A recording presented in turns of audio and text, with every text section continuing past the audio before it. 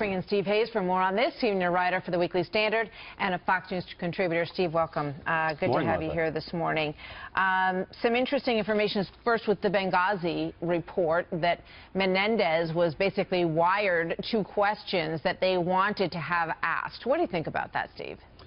Well, it is interesting, and I think it's interesting because we're seeing what happens behind the scenes. It's not necessarily shocking that Democrats and in Hillary Clinton's camp were working, coordinating with Democrats on Capitol Hill. Anybody who watched the hearings live in real time understood that the Democrats on Capitol Hill, both in the Senate and in the House, were effectively just doing her bidding and setting her up with softball questions. But it is interesting to see these kind of stage directions, which we don't often see. Yeah, and neither one of those questions are things that you would not expect to have been asked during the course of that Benghazi testimony. Let's also take a look at some of these polls, because we did see a Labor Day tightening, which I think a lot of people predicted we would see. The unfavorable numbers, which are the biggest bugaboo for both of these candidates, Hillary's at 56% unfavorable now, slightly higher than Donald Trump, who was at 54%, but neither one of those are numbers to write home about, Steve.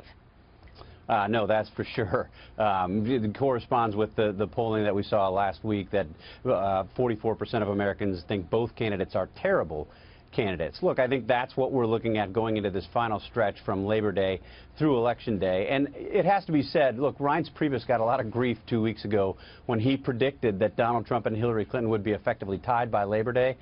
And he got that one right.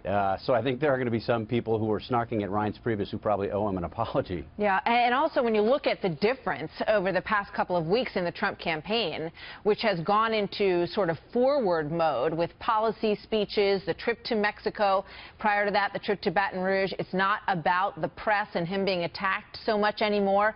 And she has basically hung back during that period. I wonder what we're going to see from her going forward, Steve. Yeah, I mean, I think it's more the negative reporting that we've seen on Hillary Clinton than Donald Trump being, you know, a better campaigner. He certainly has caused himself less damage over the past couple weeks, I would say. But really what we've seen is a torrent of reporting on Hillary Clinton, not necessarily because she's getting tough questions, as the press gaggle that you played a clip of just a minute ago suggests. She's not getting, I think, hard questions, but she's certainly been the subject of some additional reporting and additional disclosures by groups like Judicial Watch and Citizens United that are making clear behind the scenes just how awful this email controversy and the foundation controversy is, really filling in gaps. I mean, I think everybody understood that there was this sort of pay-for-play attitude between Clinton's team and the Clinton Foundation, but we're seeing now the details of that and exactly what that means. And the revelations that we got by the disclosures of what happened in the FBI investigation are in some cases just jaw-dropping, particularly as it relates to some of her top staffers like Cheryl Mills, her chief of staff. Yeah. So you, just one last one. You don't think the Trump campaign has improved? No, I think they've had a better couple weeks. I do. I mean, I don't think we've heard forever that this is a pivot and that Donald Trump is going to be this new candidate. I don't think this is going to be a new candidate. I expect that we'll have additional controversies from Donald Trump down the road.